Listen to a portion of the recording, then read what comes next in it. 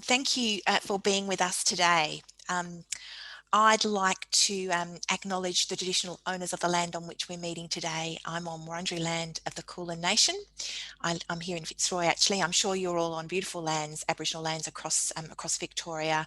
So I acknowledge those on your behalf, acknowledge elders past and present and elders from other cultures.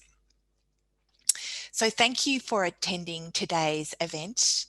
More than 150 people actually have registered today, and people are still sort of piling onto the webinar. So hopefully you won't miss too much of today's event.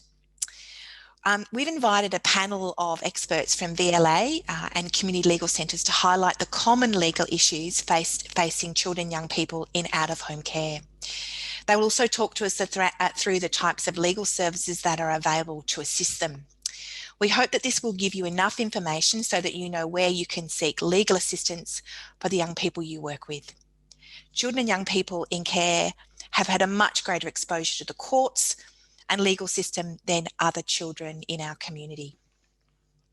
Children on statutory orders have direct personal experiences of the Children's Court, and many will have their own legal representatives. Anyone who's been to the Children's Court will know what a confronting environment it can be. Children in care may also come into contact with the legal system through the family court as victims of crime and through civil matters like fines or consumer contracts. We know that children in care are overrepresented in the criminal legal system, with nearly 40% of sentenced or diverted children known to child protection and 15% experienced in out-of-home care. The Centre is a signatory to the framework to reduce the criminalisation of children and young people in residential care on behalf of our sector, which is quite a large and broad sector. The aim of the framework is to reduce the number of young people who reside in residential care who come into contact with the criminal legal system. You can find fact sheets explaining the framework on our website, and we are currently developing an e-module for our residential care colleagues. A key priority of the Centre is to advocate to the Victorian Government to raise the age of criminal responsibility to 14 as recommended by the United Nations, and many of my colleagues on this webinar today have been leading that charge. You can read our statement on the Kids Watch website. Before I introduce our first guest, just a few housekeeping matters, and that slide came up before. Many of you are probably well versed in Zoom and webinar now, so not that I need to labour this too much, but there are some housekeeping rules. This will probably run for about an hour and a half or 2 hours. Questions related to individual cases will not be answered in this webinar, but you will, if you don't know the colleagues on this webinar, you can always make contact with them after this session. The Centre staff will be supporting today's presenters with moderation and the Q&A. And if you've got questions, you can use the chat or the Q&A functions that are pretty easy to navigate, and they are at the bottom of the toolbar. You can also raise your hand. We are hoping to leave questions to the end because I think that's where we can make best use of your and our colleagues' time. There's a survey at the end of this webinar that you'll be directed to. It would be terrific for you to respond to that evaluation, because it's always really fantastic for our colleagues who present at these webinars to find out what you found interesting, but also what else you want to hear about. Also, this webinar is being recorded. If any of you have any issues with that, please just let us know after the session. Thank you. So I might now move to our first presenter. Okay, our first presenter, I'd like to introduce Olivia Greenwell. She's a Manager of Strategy in Family, Youth and Children's Law from the Victorian Law Association. Olivia is a Manager of Strategy, as I said, Family, Youth and Children's Law at Victoria Legal Aid. In this role, she works closely with lawyers, government and the courts and other legal and non-legal stakeholders to help improve the justice system and to make it fairer for more people. This has included working to reintroduce the criminalisation of young people in care and understand the effect of the reunification timeframe on families, and to encourage improved responses to young people in care who are experiencing mental health issues. I understand we're going to get a bit of a general introduction. We're going to hear a little bit about the CLCs, also the framework. I must say that VLA have been incredible in terms of working with us on the introduction of that framework, and also some content around child protection and family law. Over to you, Olivia, to present to us today. Thanks, Deb. And as I am sharing my screen with everyone, I would too just like to acknowledge the traditional custodians of the land on which I'm working today, the Wurundjeri people of the Kulin Nations, and pay my respects to elders past and present. So as Deb said, thanks everyone for coming along. I'm Olivia and I work in the Family, Youth and Children's Law Directorate at Victoria Legal Aid, which aims to help people resolve family disputes and achieve safe, workable and child-focused parenting and care arrangements. So, Victoria Legal Aid and the role of legal aid. So Victoria Legal Aid helps people with their legal problems. We provide free legal information and education to all Victorians with a focus on prevention and early resolution of legal problems. And then we prioritise more intensive legal services such as legal advice and representation for people who meet eligibility criteria. So that's based on their financial situation, the nature and the seriousness of their problem, and the individual circumstances and their individual circumstances. We cover a range of legal areas that you can see on the slide, from family violence, family law, child protection, all the way through to various civil and criminal matters as well. So legal aid work is undertaken by lawyers at Victoria Legal Aid. So we have in-house practitioners. We provide thousands of duty lawyer and casework services to children and parents each year when the state government through DHHS Child Protection becomes formally involved with the family, including removing children from the family due to risk concerns. And obtaining legal information is available to everyone, as I said before, while our more intensive services are offered to people who need it the most. Depending on a child or family's circumstances, advice and representation is also available. Victoria Legal Aid work is legal aid work, is also undertaken by what we call private practitioners. So those are private practice law firms that are eligible to undertake legal aid work. They sit on what are called practitioner panels, which are lists of lawyers who are approved by legal aid to act in grants of legal aid for clients in family law, criminal law, or child protection matters. And then finally, Victoria Legal Aid administers funding to 43 community legal centres, JIRA and the Victorian Aboriginal Legal Service and the Federation of Community Legal Centres. So community legal centres are independent community organisations that provide free legal services to the public, and each community legal centre has different eligibility guidelines as to who they can help, what legal issue they can help with, and how much help they can provide. And you'll obviously be hearing from some of my colleagues from community legal centres after me. But what that really means in terms of what it could look like for a matter, for example, where there's a child protection matter, the parents are separated, so they each have they each have a lawyer, and then there's a child who is over 10 who also has a lawyer, and perhaps also grandpa has been involved in some of the caring of that child previously, so grandpa might also have a lawyer.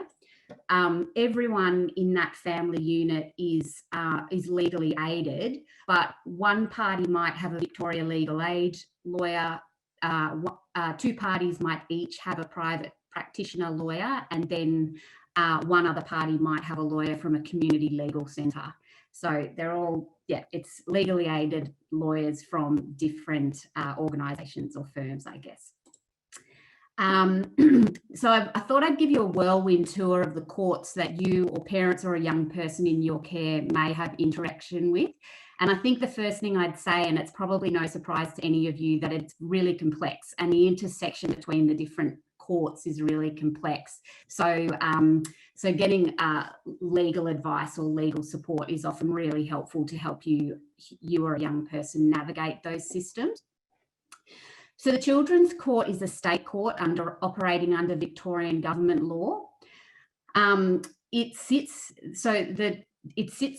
at Melbourne, in all suburban courts, in most rural courts, and also in the Neighbourhood Justice Centre, which is in Collingwood. The Melbourne and Moorabbin Specialist Children's Courts are specialist children's courts, while the Children's Court sits within or in the Magistrates Court at all other locations.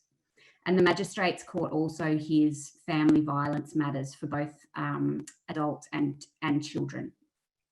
The Children's Court has two divisions dealing with cases involving children and young people. The first is the Family Division, which hears applications relating to the protection and care of children and young persons at risk, and applications for intervention orders. And then the other division is the Criminal Division, which has jurisdiction to hear and determine charges against young people aged between 10 and 17 at the time of committing an alleged offence. And a couple of things to note there is that the minimum age for a young person to come into the Criminal Division is 10. Under 10, a young person is presumed to not have capacity or to have incapacity to commit an offence. And then, as you are probably aware, children between 10 and 14 may receive criminal charges, but are subject to the principle of dolly incapax, which is a presumption that they didn't know what they were doing was seriously wrong. It's also useful for you to know that there's a Children's Koori Court, which sits in some specific locations, and it hears matters relating to criminal offending by Koori children and young persons other than sexual offences. So that's the state court. The other one I wanted to mention is the Family Court of Australia. So this is a federal court and it operates under Australian government law. So it's different to the Children's Court, which is operating under state law. The Family Court hears matters relating to divorce, long-term parenting arrangements of children and contact arrangements where there's no child protection involvement. Family law matters about parenting arrangements do not begin until child protection orders are finalised, and a family law order can be suspended if a child protection order is subsequently made. So I know I told you it would be a whirlwind tour, but hopefully that gives you a bit of a sense of some of the courts that you or a young person in your care might be intersecting with at the moment. So the role of the Magistrates Court, I know there's a lot of words on this slide, but I think it's useful for you to know that in the Family Division of the role of the Children's Court, the court's role is to listen to all parties, that is children, parents, other related parties, including relatives and carers, and also to child protection. And in that division, the court will determine child protection involvement, contact issues, conditions of child safety and welfare. In the Criminal Division, the court will hear bail applications if police have remanded a young person in custody, and criminal charges listed by police. And really the court here will look to make diversions or a range of sentencing options, including supervisory with youth justice or imprisonment orders. And finally, there's the Family Violence Division or Family Violence Arm, which is family violence applications. And this is where the court is deciding on an interim order and conditions, or if a final order is needed.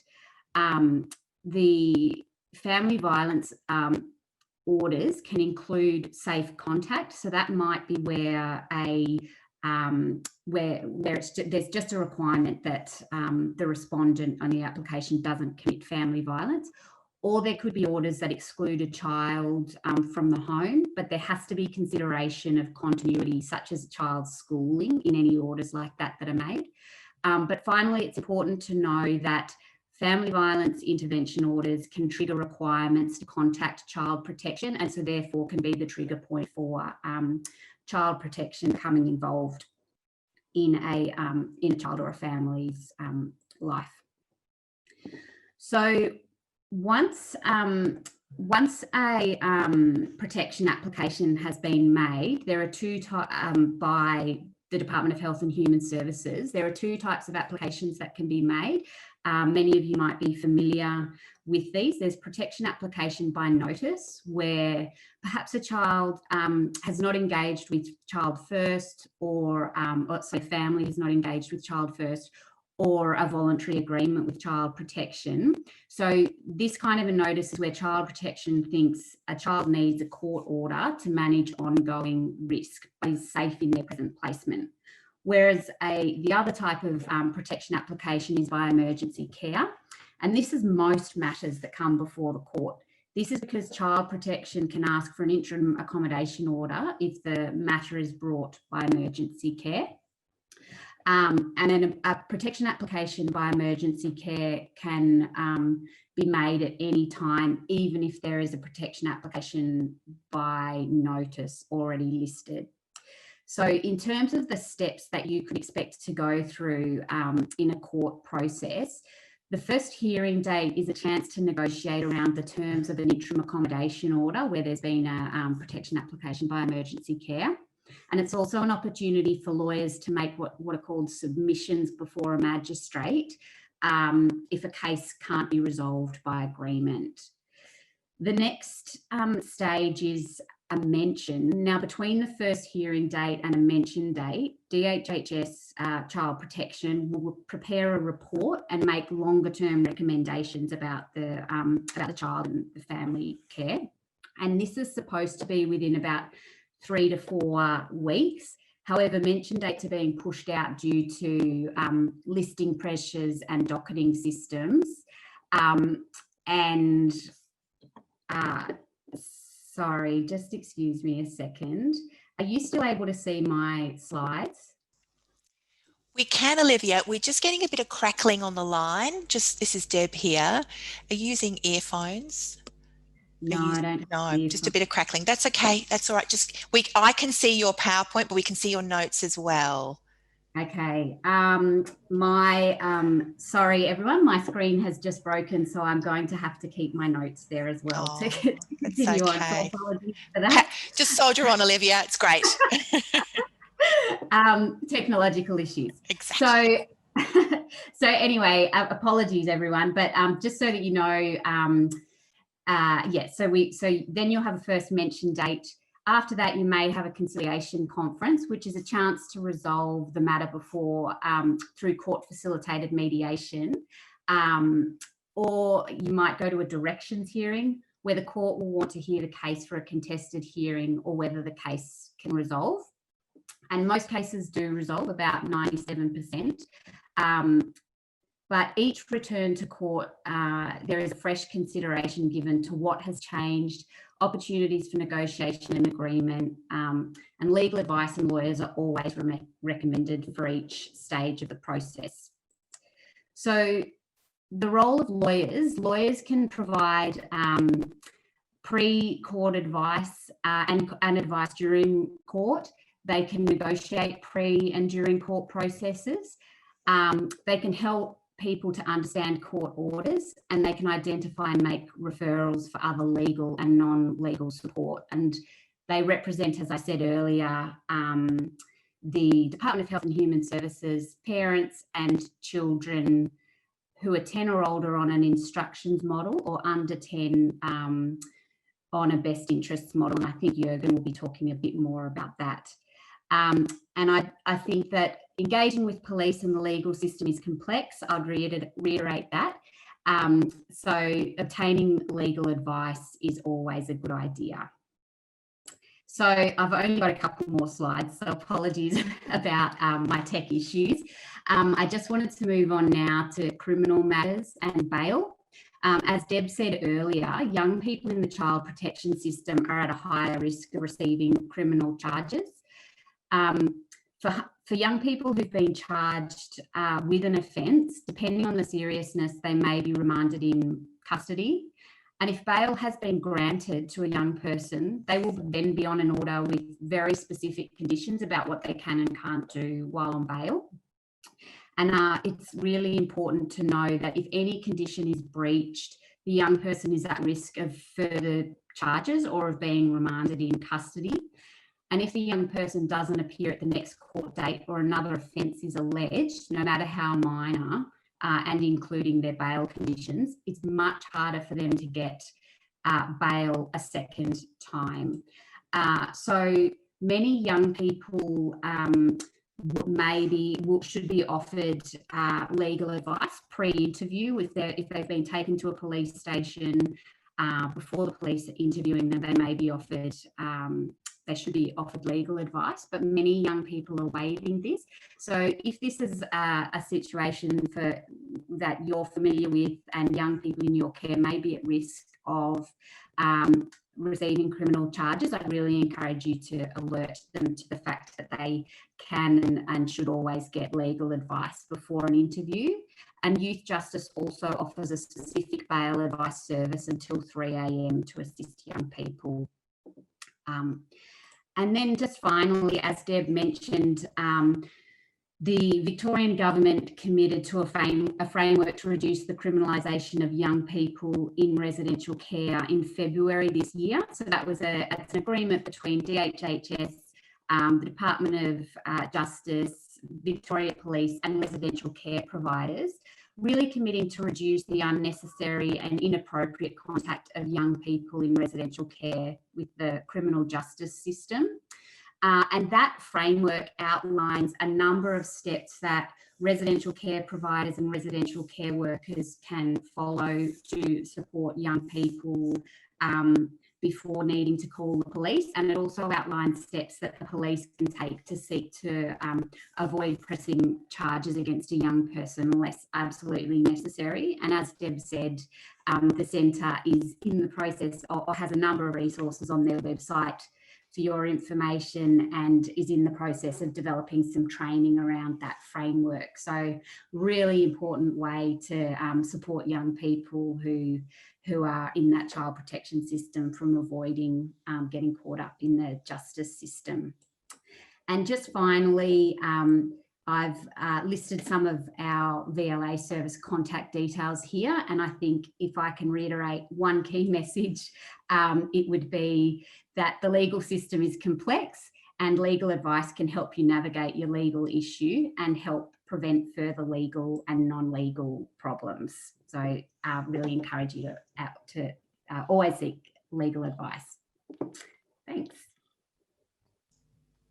Well done, Olivia, taking really complex information and providing it in a package to the 100+ people that are here today. I'm sure they're really grateful. I'm really grateful because often I get a little bit lost in all this, but I think the message there is make sure that you get legal advice for the children that you're working with. It's there and it's available.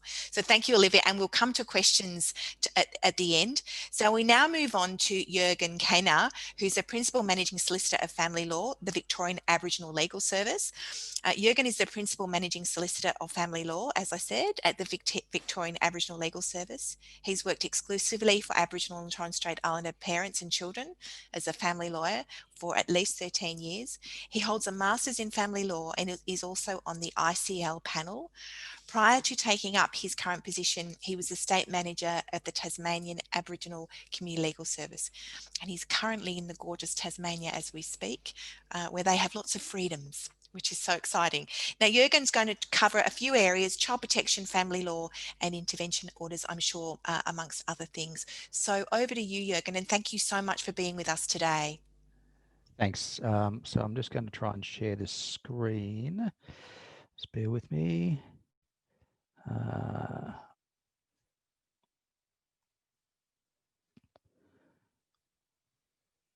One moment.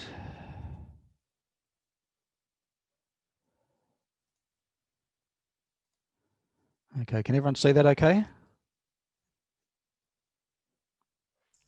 Yes, Jürgen. Great. Okay, perfect, excellent. Jürgen. Thank you. All right, great.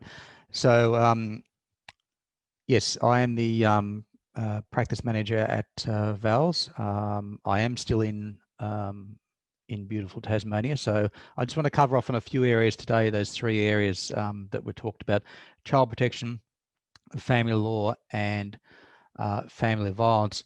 I don't want to cover the entire breadth of things, there are just some discrete areas that I want to talk about that are often a bit misunderstood. So VALS does a child protection service for legal representation for adults and children and other parties who have sufficient interest in the proceedings. So one of the areas I do want to talk about is the appointment of a lawyer for the children or for a child. Every child over the age of 10 in a child protection proceeding has to be legally represented. So unless they are, unless the court deems them mature enough to give their own instructions, under 10 years old, it's more likely to be an ICL rather than a direct representative. So a direct representative is not an ICL, and there's a difference which I'll come to later, but a direct representative is appointed by the court, and the child can't dismiss them.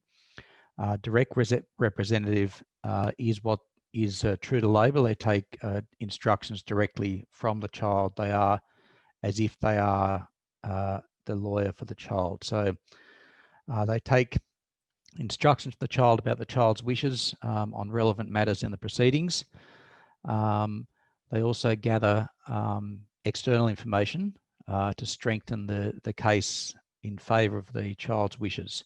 So they advocate directly for the child's wishes in court. Outside of court, they'll advise the child on their options and a range of possible outcomes. And they will obtain information and advocate for services that would assist in achieving the child's wishes. So it might be support services, things like that.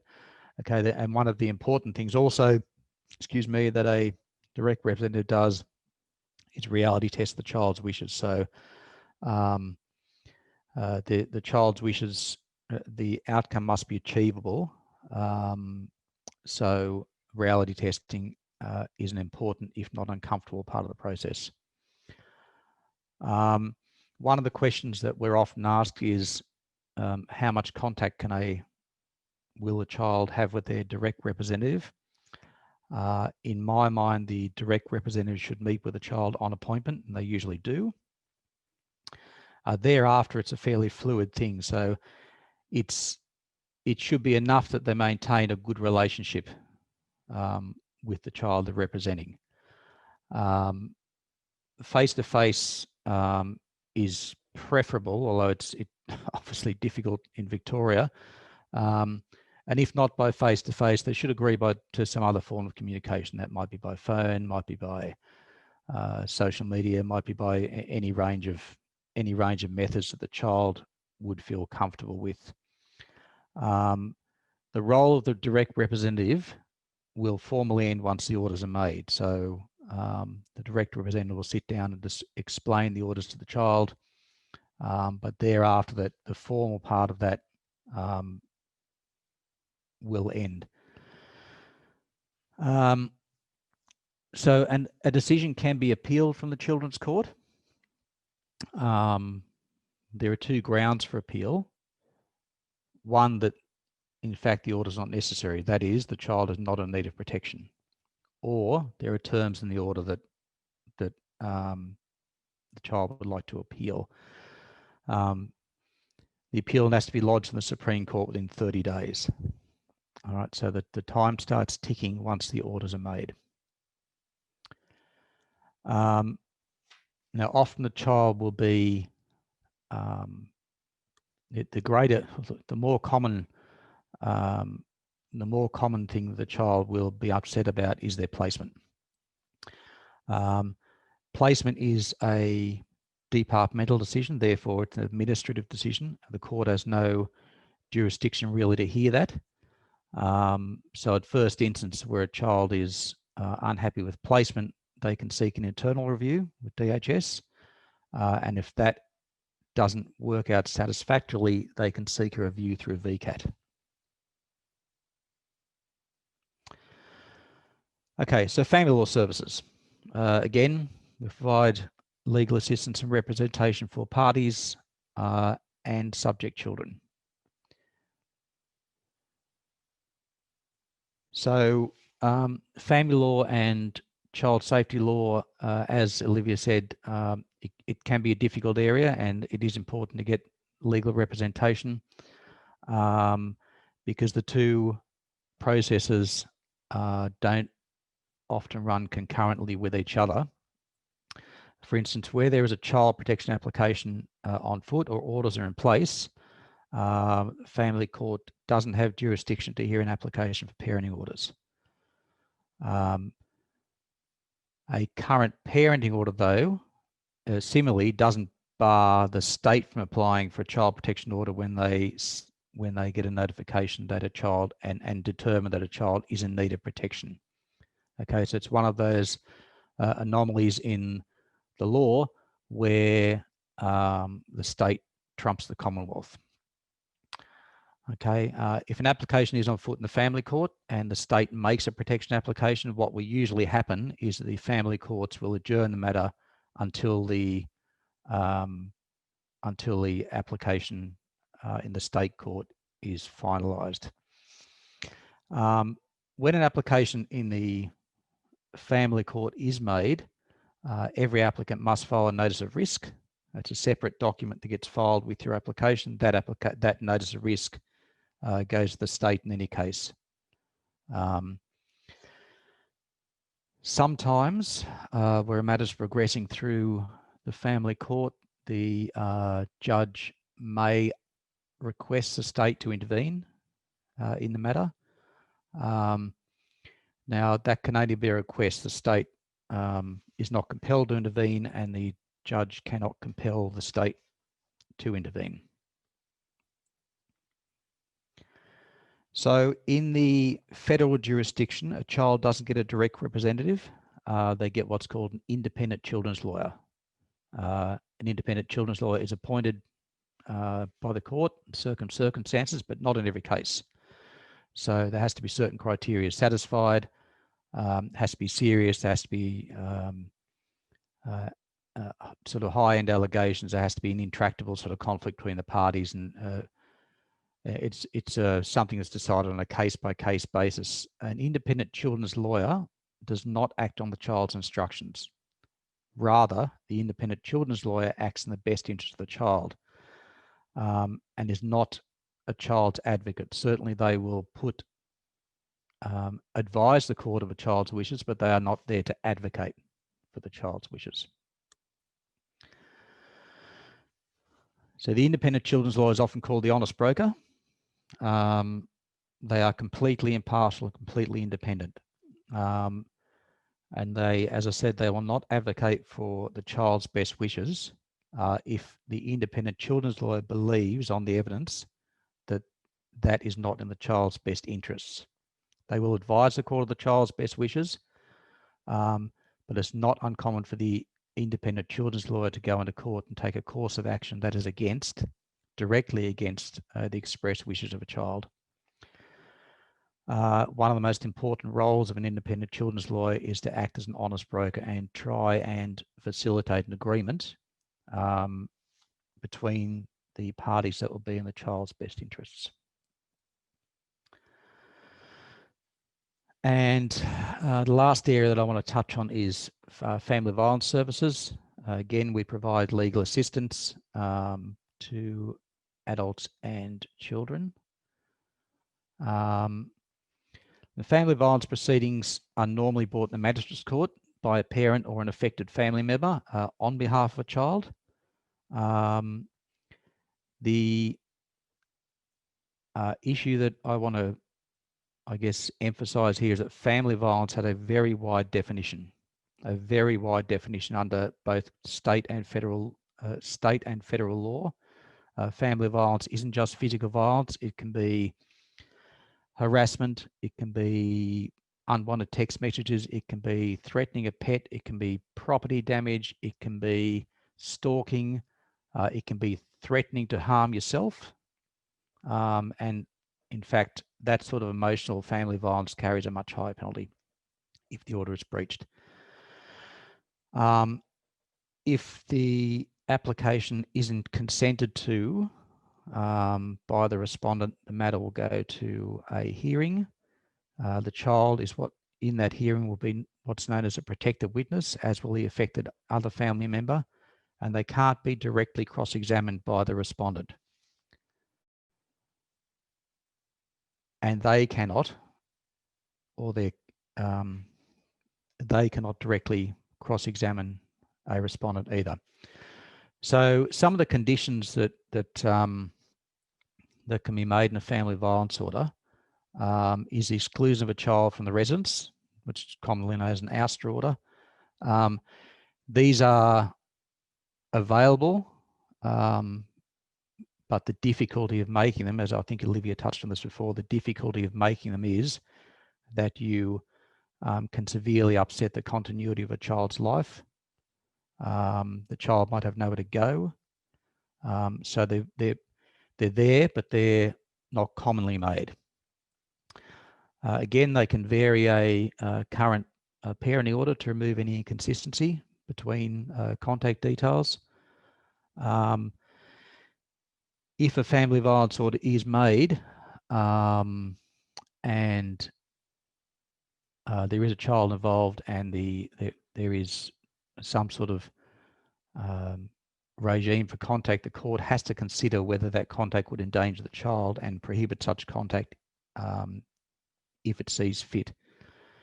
Family violence orders, again, they have wide-ranging provisions, wide-ranging conditions that can be put on, and the limit to those conditions is purely whether an order is necessary or a condition is necessary or desirable. That is the only thing the court needs to be satisfied on. Now, contravention of a family violence order is, sorry, I'll just take a step back. A family violence order is a civil matter.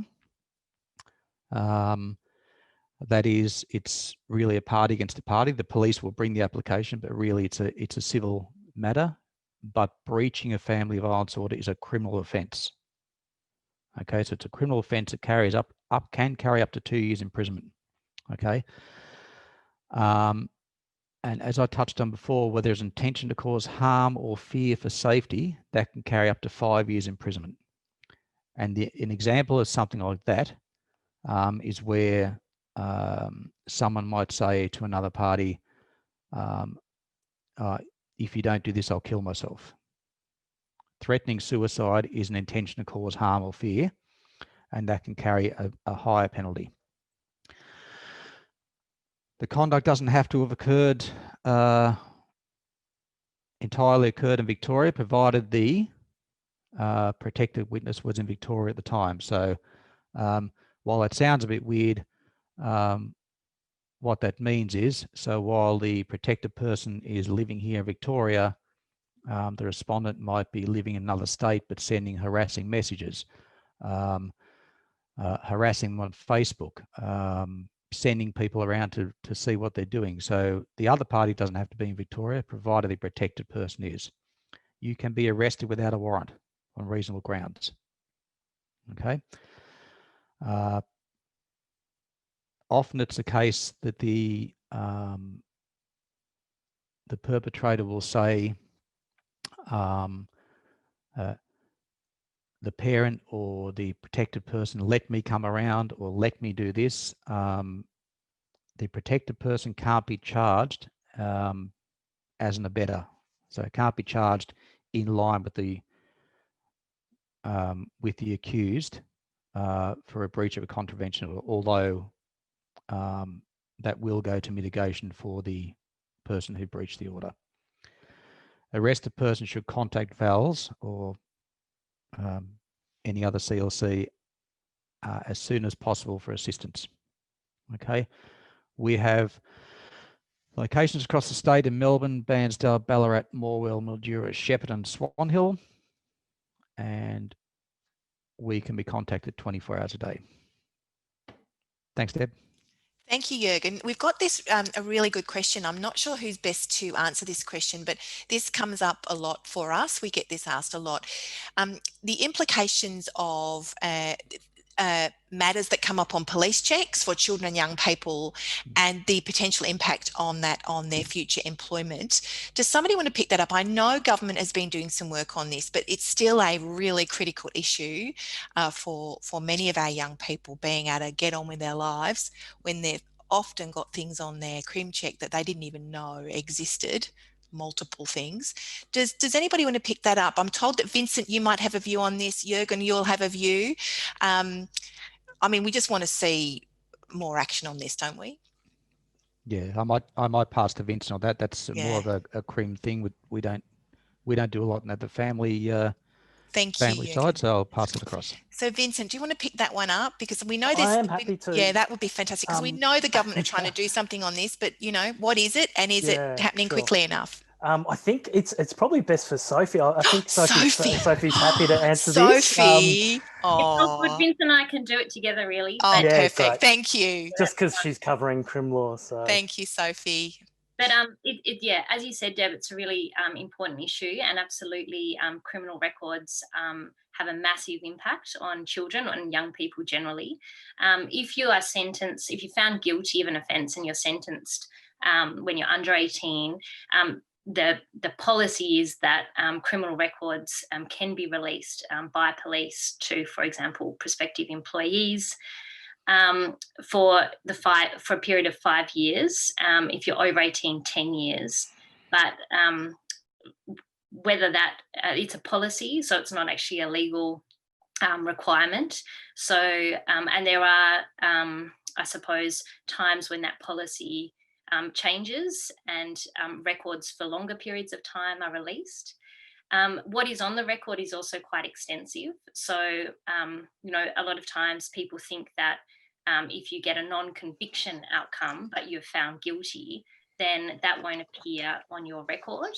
And that is not the case. So that is also a really important thing to explain to young people. It's quite extensive what's set out on that record. And it's not just, it's also impactful in getting potentially, permits to travel or work overseas. It's also relevant to particular areas of employment. So, for example, if you want to work with children, there are certain categories of offences that would preclude you or limit or make it harder for you to work with children and get your working with children check. If you want to become a lawyer as well, there are certain, basically to become a lawyer, you have to be of good character. And again, offences against your name would make that process much more difficult. So it is really relevant, and it's another really important reason, I think, for young people to get advice if they're charged, even if it's an offence that it seems very minor, and whether they're, a child. All children need to be criminally represented, but also for young people over 18. In Victoria, we don't have a spent conviction scheme. It's currently working its way through government processes, but no bill, as far as I understand, maybe others have heard more than me, has been tabled yet in relation to that bill. But hopefully we will, like other jurisdictions, have a spent conviction scheme, which means that people can, get on with their life, and once they are sentenced, they have an opportunity to have a life and leave that record behind them. So I don't know, Vincent, if you wanted to add anything to that. No, that was really good. So the only thing that I see as a centre, we see anecdotally is unfortunately young people and the police disclosing things that shouldn't be disclosed in terms of criminal records. So it is a policy, but sometimes they make a mistake, or for whatever reason they disclose some things that they shouldn't. So that's it really, really does impact on employment prospects for the kids. Something that might have happened many, many years ago and relatively minor can really follow them through life and affect their job prospects, which is really unfortunate. And especially the kids that we're working with, we're talking about in out-of-home care and resi care, where they're highly criminalised, and it's really frustrating to see that these kids are criminalised for relatively minor things in care. and that follows them on in life, and you know, it really damages their prospects. So another thing to really sort of a theme throughout this whole thing is to really consider the frameworks that's been in place for a little while now to really take into those factors. That's true. We have one more question here, and we may need to pick up the spent convictions thing after this, and maybe as a group do something about it, because this issue comes up time and time again, and we're not seeing enough movement on it. So I think we might have a conversation after this. But this is a question: when you say that placements are not chosen or granted by courts, why do we see within DHHS that they move children on from placements advising the carer's child? Judges informed us to do this. He is the boss. We see this a lot from foster care to kinship care placements. So is DHHS reporting this incorrectly to carers and children, or does this occur within the court space when hearing the matters? So that's a really interesting question. Anybody want to pick that one up? I'm happy to pick it up, but I'm probably going to put my toe in the hot water here. Placements are administrative decisions. So a judge doesn't, DHS doesn't go to court and the judge says, you are going to place this child here. DHS turns up to court and says, here's the order or the interim application we're seeking. By the way, we have a child placed here, or the judge might say, well, where's the child now, or what's happening with this, or what sort of time is the child getting? The judge might inquire about it, but the department is going to say, here is where the child is currently placed, because it's a matter for them. So when they're saying to a parent, the judge is telling us where to place a child, that's a bit of poetic license. Other comments, questions? Other comments? No. Jürgen's nailed it. I'm gonna hear about this anyway.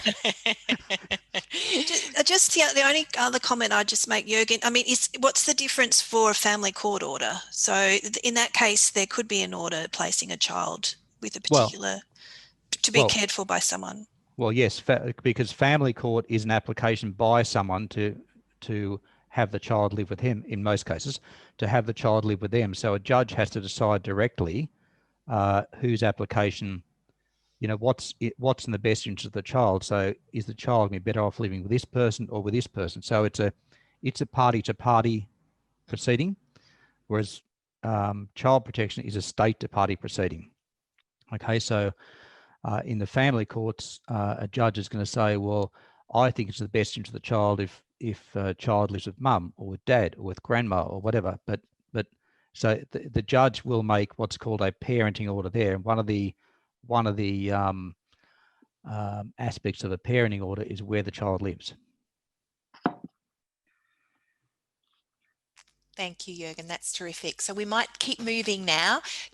Pop your questions in the Q&A, because my colleagues here are happy to answer them. And, doesn't matter if everybody else on this webinar knows the answer. If you don't, let's ask the question, because it's all about getting informed so kids get the representation they need. Okay, so now I'm going to introduce Sophie Ellis. She's a lawyer at YouthLaw. Sophie is based at the Ballarat Community Health Centre, working in a health justice partnership role, which gives free legal help to under 25-year-olds in the Central Highlands region, and which also provides legal information and training to health and community services workers who support and provide care or services to young people. It seems to me that Sophie's the criminal expert on this panel. They keep deferring to you, Sophie. But over to you in terms of a bit of information here about the criminal law and what our sector need to look out for, what they need to understand, and what sort of services are out there for children. Thank you. Thanks, Deb. Okay, well, first, before I begin, I just want to acknowledge that I'm here today on the Wadawurrung lands, and I want to pay my respects to their traditional owners and their elders and current and emerging leaders. I'm just going to ask to move on to the next slide, please. Yeah. So just to begin with, when we're looking at crime, I'm focusing today on the criminal process for children under 18. But crimes generally are divided into two categories. So we have summary offences, which are less serious offences. So an example might be, for example, public drunkenness or some property damage. And we have indictable offences, which are more serious. And what constitutes a crime and whether it's indictable or summary is determined by Parliament. This has already been, highlighted by Olivia, but just to emphasise it again, that children in Victoria who are under 10 cannot be charged, and children between 10 and 14 are presumed not to be able to commit a crime. So that's a really fundamental principle. That presumption is really grounded on the idea that children don't have they're not sufficiently developed, intellectually, morally, to appreciate the difference between right and wrong, and therefore they don't have the capacity to have a criminal intent to commit a crime. And it's the onus in criminal law is for the prosecution, which is typically police, to prove beyond all reasonable doubt that a crime has been committed at a particular time and place. So the physical committing of the crime, and also the intent was existing, which basically means that the person who is alleged to have committed the crime knew it was morally wrong to do it, understood the consequences, and yet did it anyway. There's a range of possible outcomes that a court can impose in terms of sentencing. If a young person is found guilty, and a child, in the children's court, from a good behaviour bond, which is at the lower end, right through to youth detention at a youth detention facility. And there's also other processes before you go to court. For example, police have a broad discretion to issue a warning or a caution to a child under the Victorian Police Manual, and that policy is really designed to ensure that the least punitive method is pursued against children, and also to make sure that children and young people aren't necessarily criminalised. I won't talk about criminal records because we've touched on that already. So I'll move on to the next slide, please.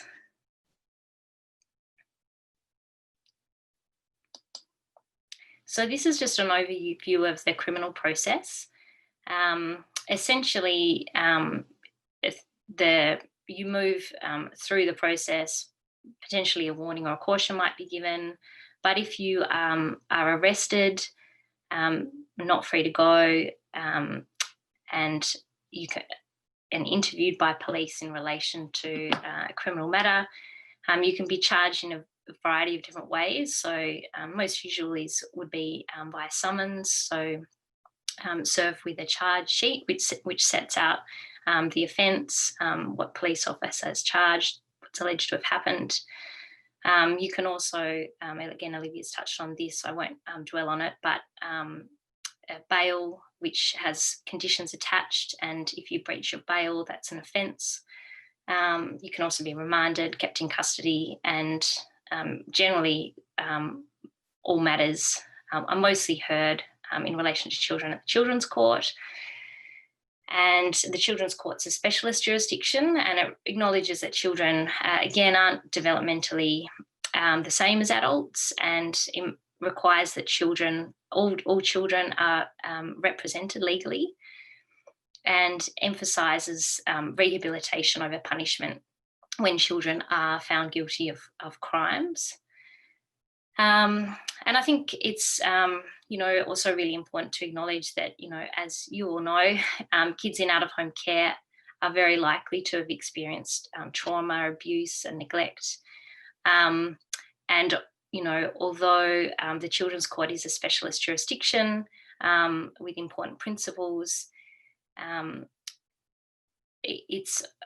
currently, there's no actual positive obligation on the court in legislation to consider the impact of trauma, abuse, or the experience of out-of-home care on offending or culpability. There is a requirement that a child shouldn't be given a harsher sentence by virtue of having appeared before the Family Division of the Children's Court, or because they're subject to an order by the Family Division of the Children's Court. But hopefully this is a space too that we may see some reform in.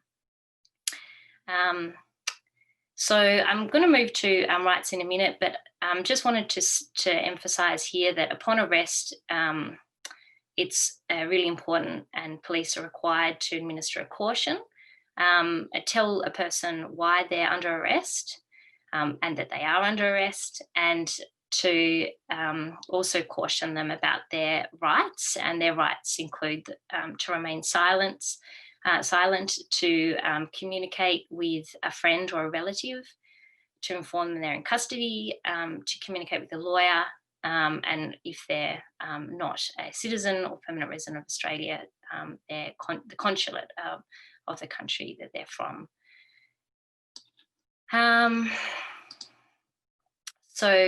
Just in terms of, I will just talk before I go into the interview, the rights of a child before being interviewed. Often there's, interactions with police before a formal police interview. And when young people are being, speaking with police, they have rights, and police also have laws they have to comply with, also the Victoria Police Manual. And probably one of the most important things to remember is that if they're interacting with police on the street, they're entitled to know why they're being questioned, and also not to speak to an officer other than to provide their name and address if there's a lawful basis for requesting their name and address. And they're also entitled to get the name and badge of the police officer. So under the Crimes Act, police can request name and address of someone and interact, if they interacted with someone on the street, but only in certain situations. And one of the main ones is if they believe they have to have reasonable grounds that you've committed an offence or are about to commit one. So, for example, you're riding without a helmet on, or that, you may be able to assist with an investigation of a serious indictable offence. And they need to tell you the nature of the offence or that you're suspected of having committed. And if they ask your name and address, as I said, you can ask for their name as well. And it's an offence for police not to provide those details. And police have, protective service officers have really very similar powers to police, but typically, traditionally only around train stations, but that is changing, and protective service officers are appearing in more places. I'm just conscious of the time, so I'm just going to jump into pre-interview advice. So it's really important to know that, before a child is interviewed by police in custody, a parent or guardian must be present. And if they're not available, then an independent third party must be present. An independent third party's role isn't to provide legal advice, but is to ensure the young person feels supported and the interview is carried out lawfully. And YRIP is a service that is provided across Victoria. They have trained volunteers, and they provide independent third persons to young people who are in custody. Young people who are in custody can also contact a lawyer, and they can call, if they're Aboriginal or Torres Strait Islander, there's also 24-hour legal support. And children who are in custody who are Aboriginal or Torres Strait Islander, the police must actually contact VALS and let them know that they're in custody.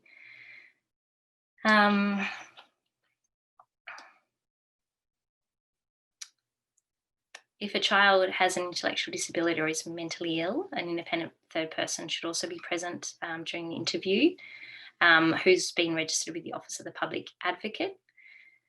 And I think, you know, as a for those who are working with young people, it might be that you find you are around if a young person is arrested or taken into custody. You know, make sure they're aware of their rights, and if there is relevant information to share with police, for example, they do identify as Aboriginal or Torres Strait Islander, or they have an intellectual disability, then it may you know, be appropriate to share that with police, although it's confidential information, because, and if you know, probably a way to approach it is to talk to the young person, explain why you'd want to share it, because it will inform how the police treat that young person in custody. I'm just going to whiz along because I'm mindful of time and having time for questions. I think we just want to say that, you know, it's really critical to ensure young people get help early, and as workers, you know, that's a really critical role you can all play, and ensure kids know about and exercise their rights, and utilise the framework to ensure that children aren't being unnecessarily put into contact with the criminal justice process. Supporting children to go to court also when they're required, to avoid things like charges for breach of bail. And the other thing I just wanted to touch on at the end is that, you know, children have rights, and police are also required to act lawfully. And oftentimes children might have, and young people might have complaints about how police have treated them, or protective service officers. It might be in relation to use of force. It might be in relation to their treatment in custody. It might be in relation to the use of their personal information and, you know, breach of confidentiality. And children and young people can make complaints about PSOs and police, either directly to Victoria Police or to an independent organisation called IBAC, which is the Independent Broad-Based Anti-Corruption Commission. And also allegations of unlawful police conduct can also be really relevant to contesting charges or fines. So it's really important to support young people to get help if they do allege that, and it's a complex area as well. I think I better wrap up now, but just to let you guys know that YouthLaw is a statewide free community legal service for those who are 24 and under, and we can help with both civil issues and criminal matters, although children in Victoria would be typically represented by Victoria Legal Aid, given it's a specialist jurisdiction. So over to Vincent, I think, is next. I might quickly introduce Vincent. Let's go to Vincent next. There are quite a few questions for you in the Q&A, Sophie, if you're happy to get on the keyboard and answer some of those questions. There are some great ones there for you. They're the ones I would expect to see, which is good, about children being able to get the right sort of legal advice. So over to Vincent now, our lucky last. He's a senior lawyer with WestJustice. Vincent is is considered a school lawyer, currently based 2 days a week at Tarneet Senior College, providing students with legal advice, representation and legal education. But he's also works within the YouthLaw program at WestJustice Community Legal Centre. Prior to becoming a lawyer, Vincent worked as a carer in a residential care home and secure welfare for over 3 years. Vincent is currently working on a new project that will deliver legal services within a residential care home setting for children, and he's going to cover a vast range of subject matter: school suspensions and expulsions, VOCAT, IVOs, fines, debts and employment. Let's see how we go, Vincent. That sounds like a journey around the world, but over to you. So you've got plenty of time. Thank you. Fantastic. Thank you. So I actually did notice a question around who can make an application to the family court around parenting. And Jürgen, I'm not sure if you're able to answer this, but my understanding is that as long as there's a person, if they're not a parent, child, or a parent, or a grandparent is if it's a person who's concerned about the care, welfare or development of a child, they can make an application to the family court for or the federal circuit court for parenting orders. Is that correct, Jürgen? Yeah, so standing cascades down. So standing is available to a parent, a grandparent, and then there's a catch-all phrase at the bottom of the standing provision that says, or any other person concerned with the care, welfare and development of the child, which if they have a relationship with the child or they've been looking after the child, they would fall in that category. So it's basically anyone that has been exercising parental care for a child. Perfect. Everyone can see my slides, Jürgen? Yes, I can see. Perfect, no worries. All right. So, hi everyone. Firstly, I too would like to acknowledge the traditional custodians on the various lands where we're all meeting today.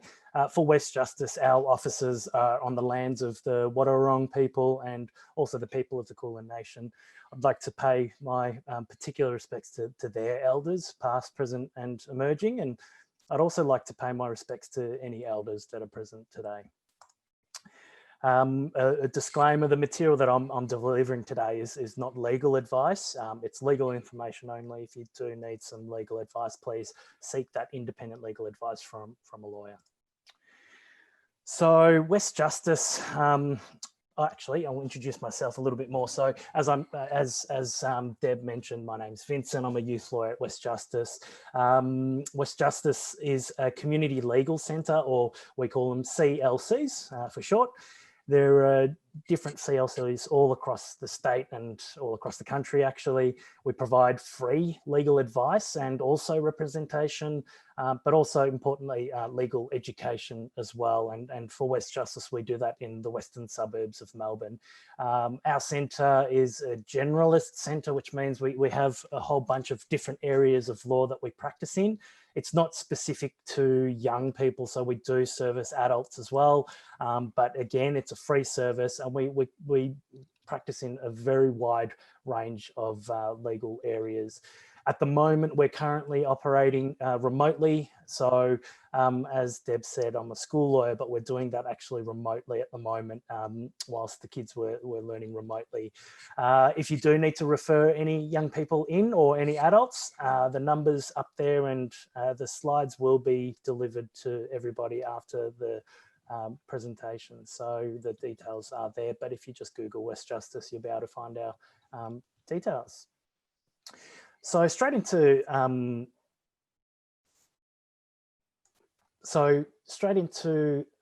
this next topic, which is actually, I've just realized that I've been looking at the wrong slide, so bear with me, I'm terribly sorry. So background in terms of why I'm passionate about this kind of work.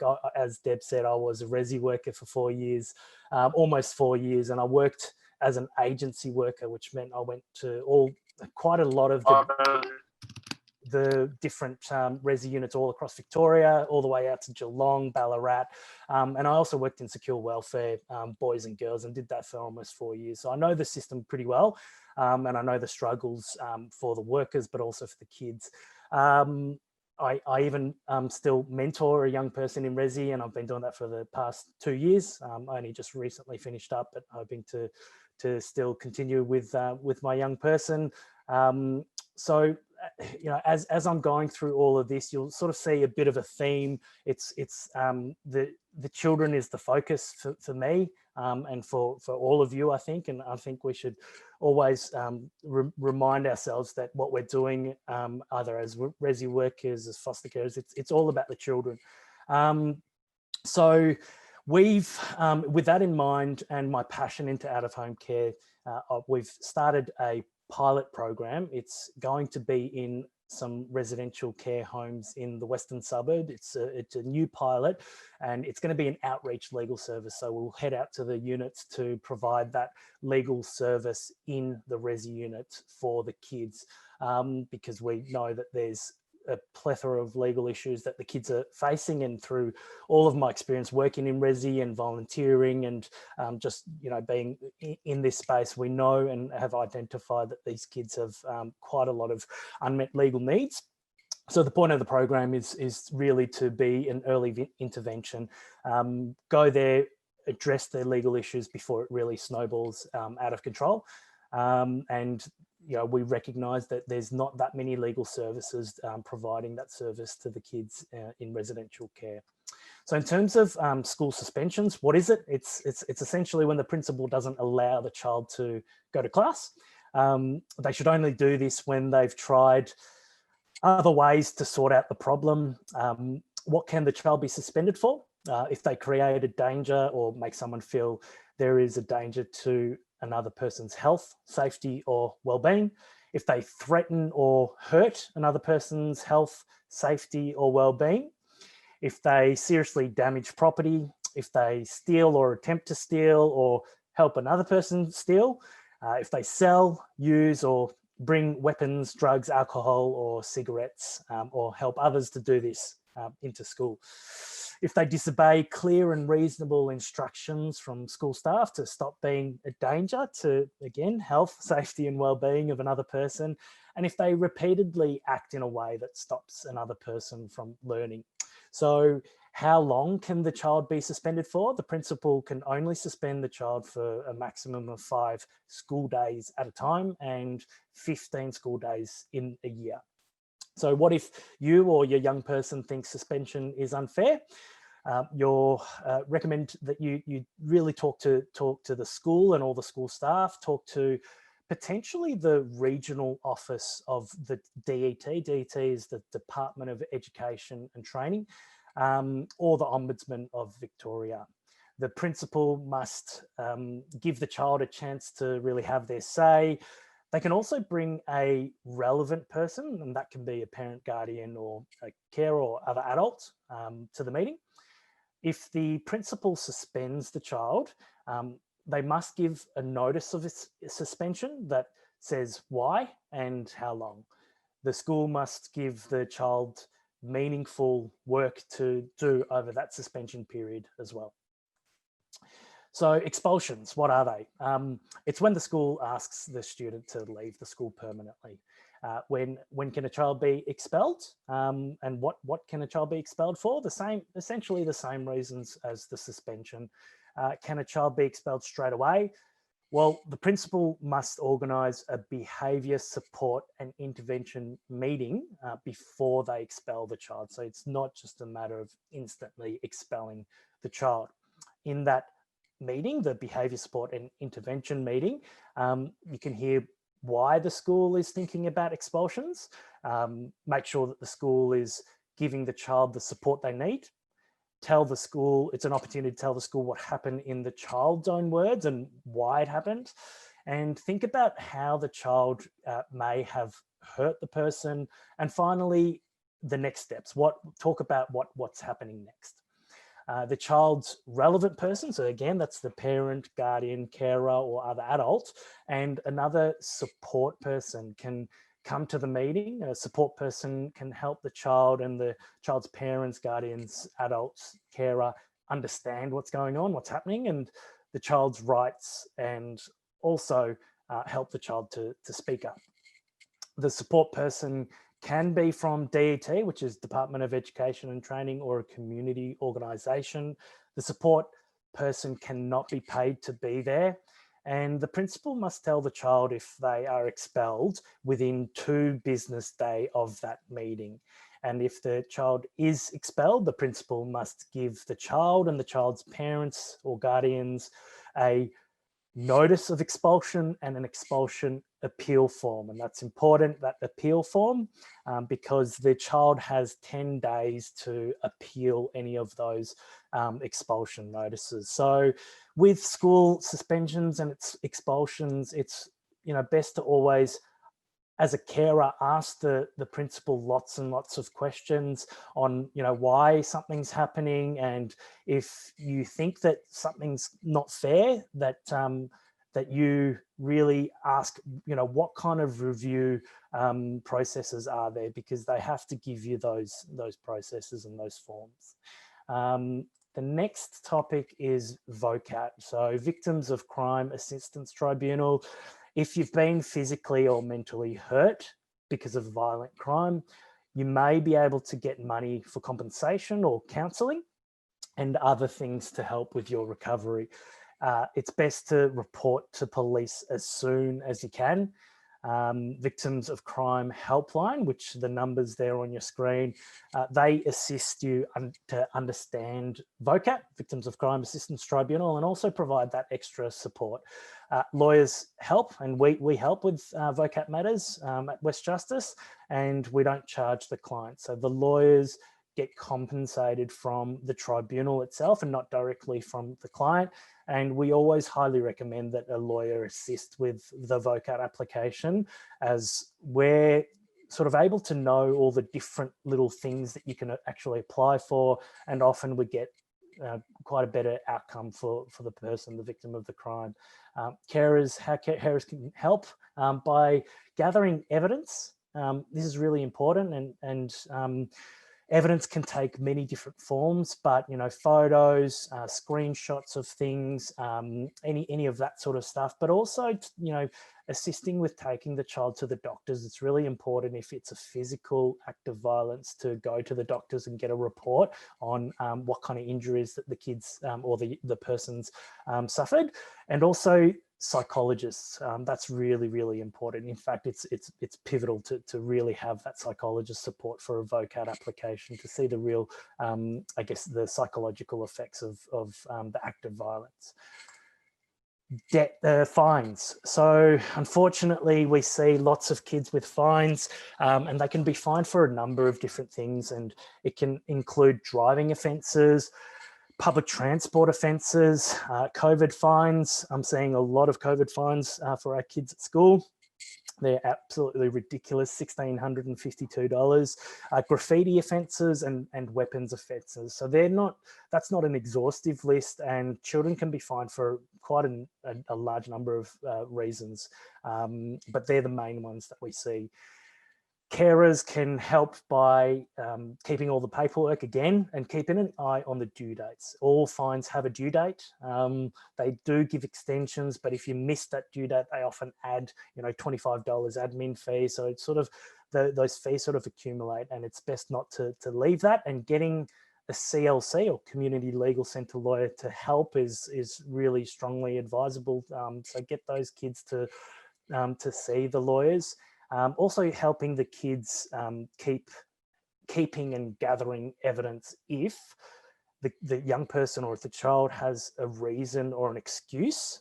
Often in the moment, the kids are too scared or angry, or for whatever reason aren't able to articulate that they actually have a justified reason for the finable offence.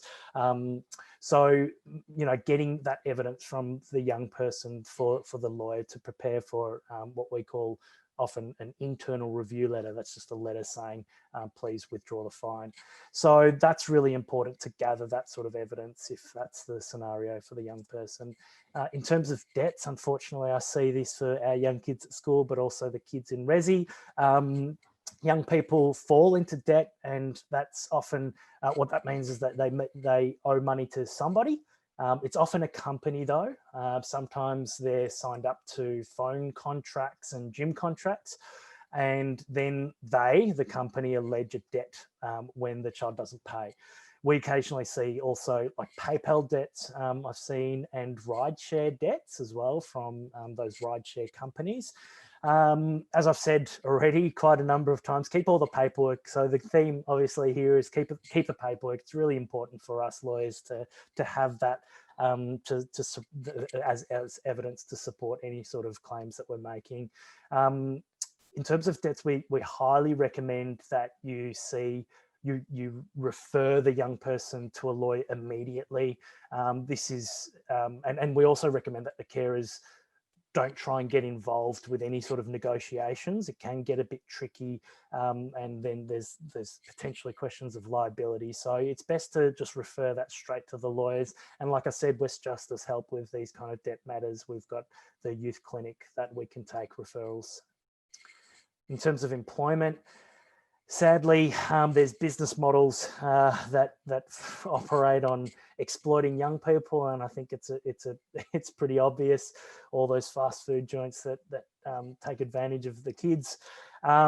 Some of the legal issues that the kids face: unfair dismissal, so they're fired unfairly; underpayment, so there's a minimum wage that each person under which age and industry it's set, and if the person doesn't pay them according to that minimum wage, they're being underpaid and they're entitled to that money, the difference. So we see that quite often. Sexual harassment and bullying. And if your young person is working, it's a really good idea to always ask how it's going, because young people may not be able to identify that there are legal issues in the workplace. And again, keep all the evidence, that's screenshots of messages, social media, a journal as well. We ask people to keep a journal of what's been happening sometimes. That's good evidence. And one thing that we often see, and this is a really key message, keep pay slips and rosters, because that really helps us, and none of our kids ever have it, and makes our life extremely difficult to prove things. So if carers can encourage kids to keep that, it's really important. And I'm just noticing we've got a little bit of time, so I'll quickly rush through. With unfair dismissal, you've only got 21 days to act. So very important. If a young person's been fired, 21 days to act. See a lawyer. So you've got Young Workers Centre and Job Watch, and also WestJustice. We provide employment services. And I'll quickly finish off with key messages. So I think the takeaway message from not just my presentation, but everyone's, is that there are actually quite a lot of legal issues that your young people are facing in residential and out-of-home care. There are free legal services and lawyers. We can represent them in court. We can advise them. And young people often don't actively seek lawyers. So carers should encourage help seeking and do that as soon as possible. And yeah, just really as early as possible before it snowballs. So thank you for listening, and we're all happy to take any questions. I didn't see if there were any, but thank you. Thank you, Vincent. That was fantastic. You had the hardest job to rush through those slides, but we do have quite a lot of questions still in the Q&A, and I just wonder whether we go through those for a start. Now, Brendan Keating has been as keen as mustard for Sophie to make a comment on the YJGC process at Centre Care. I'm just wondering, Sophie, whether you wanted to make a comment on that, and then we'll go through the rest of the questions. Vincent, did you want to talk to that? Have you had much experience with that? No. What is this? YJ? Group conferencing. Yeah. Oh, group conferencing. Oh, yes. So what is it? Is that the question? I'll talk I just think a comment on it, and it's obviously a collaborative program that he's... It is. Yeah. So I've done group conferencing. It's an opportunity for the young person to come together. It's quite confronting. So the lawyer attends with the young person, and often if there is a victim involved in the offending, the victim can be there and a victim advocate can be there. The police informant who formally charged the young person can be there and often is there. And it's just, and also the child offenders, parents, guardians, or some other adult person or support person is often there. It's a round table situation, and they talk about the offending, the effects it's had on the offender, the victim, the parent, the police informant, and it's just a really, I guess it's a restorative justice type practice, and it's really confronting for the kid to be faced with the victim who they've offended against potentially, and hearing from them firsthand, face to face, how it's impacted them. So the good thing about group conferencing, if the young person does attend that, is that you're entitled to a reduced sentence if you've attended that. So that's a really good reason for the young person to attend that, but also just in general for, I guess, the community's sake, it's an opportunity for the victim to be heavily involved in the whole justice process. Often they're sort of this missing piece, and they feel pretty upset that they're not heard and their voice isn't heard. So this is a great opportunity for that. At the moment, they're still, I believe they're going ahead, and it's done via Zoom or Teams, I'm pretty sure. So, yeah. Thank you, Vincent. Now, there are a couple of questions that relate to schools. So the first one really relates to if a principal can only suspend for 15 school days in a year, what happens at the 15th day if behaviours continue? Does this give the principal reason to expel instantly? So that was one question. And the other one is really about children being sent home early without formally suspending children. So that notion of, you know, and we hear it a lot, you know, that child really can only come 2 days a week because we, you know, we don't think they should be at school full time. Can you just sort of, in terms of this, the experience that a lot of us have in relation to schools, would you just suggest they just get advice? They just get advice. Yeah.